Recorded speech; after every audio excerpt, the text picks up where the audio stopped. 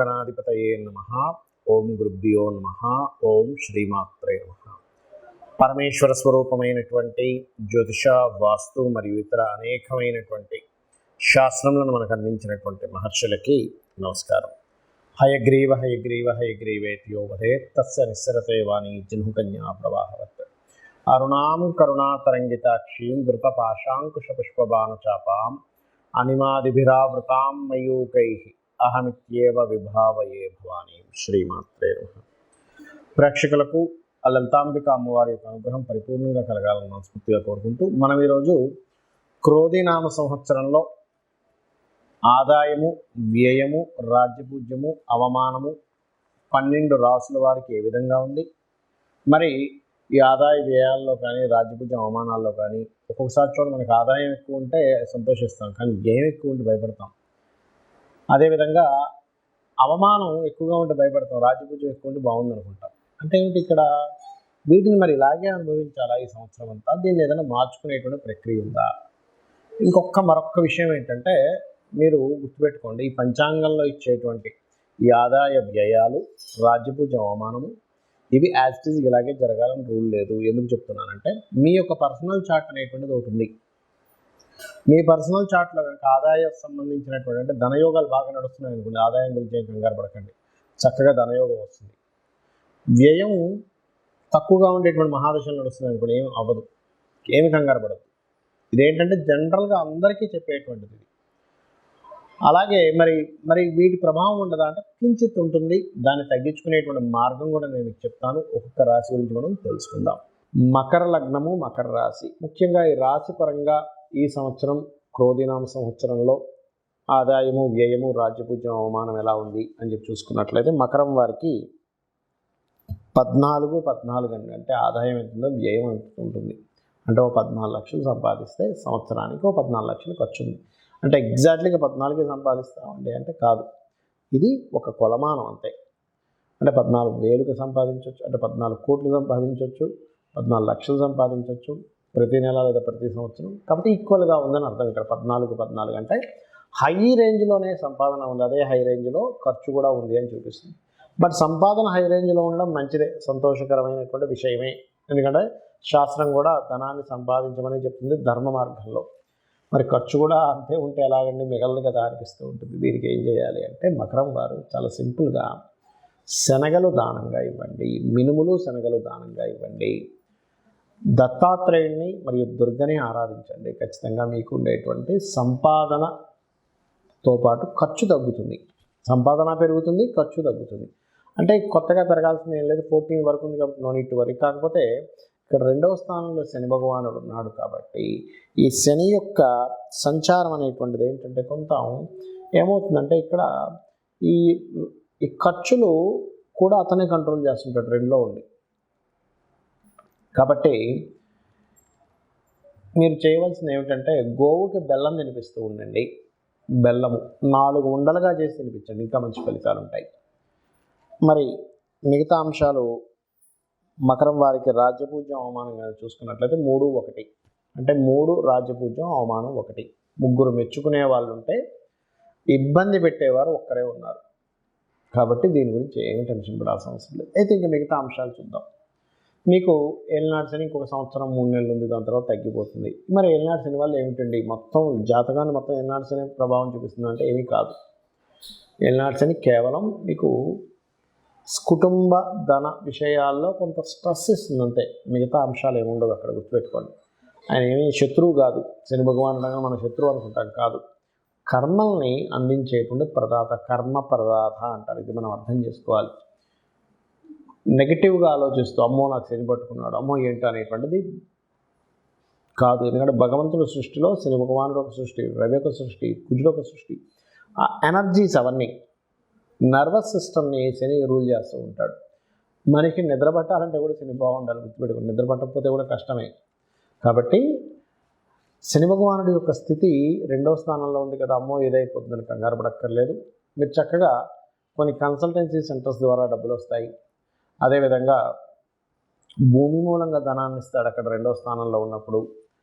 అంటే land related వాటి మూలంగా కూడా డబ్బులు ఇస్తాడు మకరం వారికి. మరియు కొద్దిగా శనివారాలు కాస్త ఆంజనేయ స్వామి ఆలయానికి వెళ్తున్నట్లయితే మరింత ఫైనాన్షియల్గా కూడా బాగుంటుంది. ఆటంకాలు, స్లో అవ్వడం, రావాల్సిన డబ్బులు లేట్ అవ్వడం ఇటువంటివన్నీ కూడా తగ్గుతాయి. 3లో రాహు ఉన్నందుకు సర్వసాధారణంగా పరాక్రమంగా ధైర్యంగా కొన్ని పనులు చేయగలుగుతారు, అందులో ఎటువంటి సందేహం లేదు. ఇక కెరీర్ విషయంలోని చూసుకున్నట్లయితే కెరీర్ విషయంలో ఇంప్రూవ్మెంట్స్ అయితే ఉంటాయి ఈ సంవత్సరం, నో నీడ్ టు వరీ. కాకపోతే ఇక్కడ ఉద్యోగం కంటే కూడా వ్యాపార లాభాలు అధికంగా కనిపిస్తున్నాయి. ఎందుకంటే గురువు ఎప్పుడైతే మనకి పంచమంలోకి మారుతాడో లాభాన్ని చూస్తాడో, గురుశనులు ఇద్దరు కూడా దశమాన్ని చూస్తారు, లాభాన్ని చూస్తున్నారు. సో వ్యాపార పరంగా మంచి లాభాలు ఉన్నాయి. మరి వ్యాపార పరంగా ఇంకా మంచి లాభాలు రావాలనుకుంటే మకరం వారు ఇంద్రగోప పరిక్షిప్త స్మరతూనాభజంగిక అనేటువంటి నామాన్ని గనక చూసుకున్నట్లయితే, దీనికి ముందు ఓము లాస్ట్లో నమః గనక చేసుకుంటున్నట్లయితే వ్యాపారంలో లాభాలే కాకుండా సక్సెస్ రేట్ కూడా పెరుగుతుంది. అదేవిధంగా ఇక్కడ సంతాన సంబంధించిన విషయంలో కొద్దిపాటు స్ట్రెస్ ఉంటుంది. మే నుంచి సంతానం విషయంలోని, మే నుంచి అక్టోబర్ మధ్య వరకు కూడా సంతానము మరియు ఫ్రెండ్స్ విషయంలోని, అదేవిధంగా గమనించుకున్నట్లయితే ఇక్కడ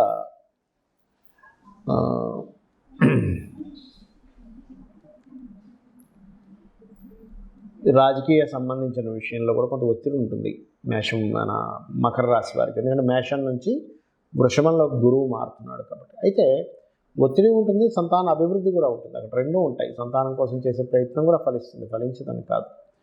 అయితే ఇక్కడ ఈ గురువు ఎప్పుడైతే మేషంలో ఉన్నంతకాలం, అంటే మే లోపల మీరు చేసే వివాహ ప్రయత్నాలు కావచ్చు,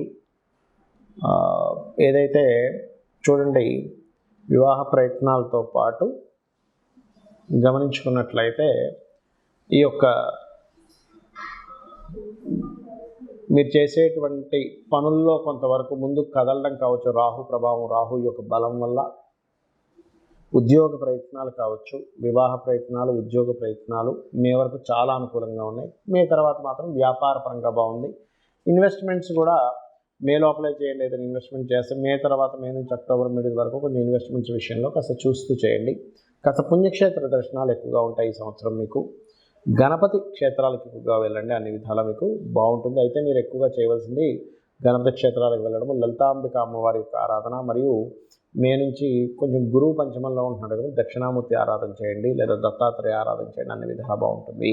ఇక్కడ మనము సంవత్సర ఫలితాలు చెప్పుకున్నాం క్రోధినామ సంవత్సరంలో. మరి క్రోధినామ సంవత్సరంలో మనకి దేశవ్యాప్తంగా ఎలా ఉంటుంది? అయితే క్రోధినామ సంవత్సరం రాకముందే మనకి ముఖ్యంగా ఈ రవి కుజుడుతో కలిసి ఈ రాహు శనులతో సంచారం జరుగుతుంది కాబట్టి ఆల్మోస్ట్ అంటే క్రోధినామ సంవత్సరం మనకి వచ్చేదానికంటే ముందే ఒక 2-3 నెలల ముందు నుంచే ఈ అనవసరం అంటే రాజకీయ పరంగా అనేకమైనటువంటి మార్పులు కావచ్చు, గొడవలు కావచ్చు, గందరగోళ పరిస్థితులు ఇస్తూ ఉంటుంది. కాబట్టి ఈ సంవత్సరం కొంచెం ప్రజలందరూ కూడా కొంతవరకు ఈ కోప స్వభావ సంబంధించినటువంటి విషయాలని పక్కన పెట్టాలి. ఎందుకంటే ఏదైనా ప్రాబ్లం వస్తే క్రోధం వల్ల వస్తుంది, గుర్తుపెట్టుకోండి. ఒకరి మీద కోపం పెంచుకోవడం వల్ల, ఒకరి మీద ద్వేషం పెంచుకోవడం వల్ల జరిగిపోయినటువంటి అంశాలని ఎక్కువగా మనం మననం చేసుకోవడం వల్ల వస్తుంది. అంటే ఈ సంవత్సరానికి ఉన్నటువంటి ప్రభావం అది. ఇంకోటి ఏంటంటే ఈ సంవత్సరానికి రాజు కుజుడు అయ్యాడు. కుజుడు అయినప్పుడు ఏమవుతుంది? కుజుడు అంటే ఏంటి? గొడవలకి, యుద్ధాలకి, ఒక రకమైనటువంటి యుద్ధ సంబంధించిన వాటికి కారకుడు అవుతాడు. కాబట్టి ఈ కారకుడు అయ్యాడు కాబట్టి ఈ యొక్క విషయంలో చాలా జాగ్రత్తగా ఉండాలి అనేటువంటిది క్రోధినామ సంవత్సరానికి ఉన్నటువంటి ఆ యొక్క ఫలితాలు చెప్తున్నాయి. అయితే ఇక్కడ నేను చెప్పేది ఒకటే, మీరు ఒకటే గుర్తుపెట్టుకోండి, మీకు ఈ సంవత్సర ఫలితాలు ఈ ఏదైతే ఉగాది ఫలితాల కంటే కూడా అతి ముఖ్యంగా మీరు చూసుకోవాల్సింది జన్మజాతక ఫలితాలే. ఎందుకంటే ఈ భూమి మీద ఒకే రాశిలో ఎంతమంది పుట్టినా, ఒకే నక్షత్రంలో ఎంతమంది పుట్టినా అందరి జీవితాలు ఒకలాగా ఉండవు. ఏదో కొద్దిగా ప్యారలల్గా కొన్ని మ్యాచ్ అవుతాయి కానీ అన్ని మ్యాచ్ అవ్వవు.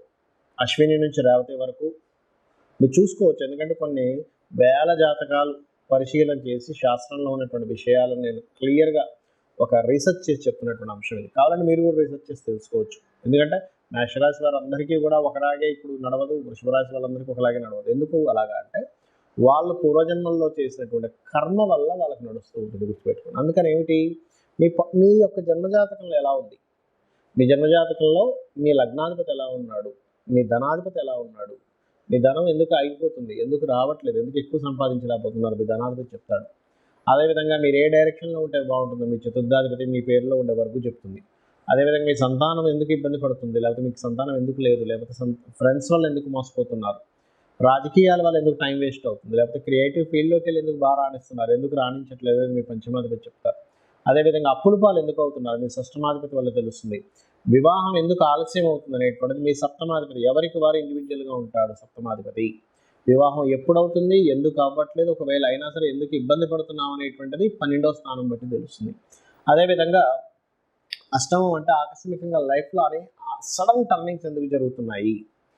అలాగే దశమాధిపతి అంటే ఇక్కడ ఒకటే గుర్తుపెట్టుకోండి, దశమ స్థానం అనేటువంటిది వృత్తి స్థానం, వృత్తి కారకుడు, లాభకారకుడు. అసలు ఎందుకు ఇబ్బంది పడుతున్నారు అంటే ఏదైనా ఒక లాభం, ఒక వ్యాపారం కోసం ప్రయత్నం చేస్తున్నట్లయితే అసలు ఒకటే గుర్తుపెట్టుకోండి, ఎందుకు ఈ లాభ సంబంధించినటువంటి విషయంలో లాభాలు సరిగ్గా రాక ఇబ్బంది పడుతున్నారు అంటే మీ లాభాధిపతి వల్ల మనకు అక్కడ తెలుస్తూ ఉంటుంది. ఆ రకంగా విదేశాలకు వెళ్తే బాగుంటుందా, ఇక్కడ ఉంటే బాగుంటుంది, ఇవన్నీ కూడా మీ యొక్క జన్మజాతకంలో మీ రాహు స్థితి ఏంటి, మీ 12వ స్థానాధిపతి స్థితి ఏంటి, మీ 12వ స్థానాధిపతి బాగున్న సమయంలో మీరు కనుక ఇన్వెస్ట్మెంట్స్ చేస్తే ఆ యొక్క ఇన్వెస్ట్మెంట్స్ బ్రహ్మాండంగా కలిసి వస్తాయి. మీ ద్వాదశాధిపతి బాగోలేడు అంటే ఆ యొక్క సమయంలో మీరు చేసేటువంటి ఇన్వెస్ట్మెంట్స్ పనికిరావు, ఇది గుర్తుపెట్టుకోండి. ఈ రకంగా ఏంటంటే ఒక విషయం రెండు విషయం అని కాదు, అనేకమైనటువంటి విషయాలలో మీకు గుర్తుపెట్టుకోండి ఇబ్బంది అనేటువంటిది రావడం కానివ్వండి, ఇబ్బందిని ఎలా తొలగించుకోవాలనేటువంటి మార్గం కానివ్వండి, మీ జన్మజాతకంలో చాలా స్పష్టంగా ఉంటుంది. ఆ ఇబ్బంది తొలగించుకోవడానికి ఏవో లక్షలు ఎంతో ఖర్చు పెట్టాలనుకునేటువంటి భ్రమ నుంచి ఫస్ట్ బయటకు రండి. చాలా సింపుల్గా అమ్మవారి నామాన్ని స్మరించడం ద్వారా మీరు బయటపడవచ్చు. దానికి ఏం టెన్షన్ పడాల్సిన అవసరం లేదు. అయ్యో ఏదో అయిపోతే ఏమక్కర్లేదు. చక్కగా లలితా సహస్రనామాలో ఒక నామం తీసుకొని తప్పులు లేకుండా చక్కగా ఉచ్చరించుకొని మీరు కనుక రోజు ఒక అరగంట సేపు చేశారంటే ఖచ్చితంగా అమ్మవారు మీకు ఆ సమస్యను తీర్చేస్తున్నాం, ఎటువంటి సందేహం లేదు. అలాగే దానం ఇచ్చుకోవాలి, చిన్నపాటి దానం ఏదైనా ఇవ్వడం ద్వారా క్లియర్ చేసుకోవచ్చు. అంతేగాని జ్యోతిషాస్త్రం అంటే, వాస్తుశాస్త్రం అంటే ఏదో పెద్ద మొత్తం కూలగొట్టేసేయాలని, వాస్తు అంటే జ్యోతిషాస్త్రం అంటే ఇంకా కర్మ ఇలాగే అనుభవించాలని, ఇదే నుంచి బయటపడలేమని అనుకునేటువంటి భ్రమ నుంచి ఫస్ట్ బయటకు రాండి. జ్యోతి అంటే వెలుగుని చూపించేది. మీకు ముందు ఏముంది, నువ్వు ఎలా వెళ్తున్నావు, నీకు అక్కడ ఏమైనా గొయ్యి ఉందా, నొయ్యి ఉందా, ముళ్ళుందా అని చెప్పేది జ్యోతి అంటే వెలుగు చూపిస్తుంది. కాబట్టి ఈ యొక్క విషయాలను తెలుసుకొని మీ యొక్క జీవితాలని ఆ యొక్క అమ్మవారి అనుగ్రహంతో ఆనందమయం చేసుకుంటారని మనస్ఫూర్తిగా కోరుకుంటూ శ్రీమాత్రే నమః.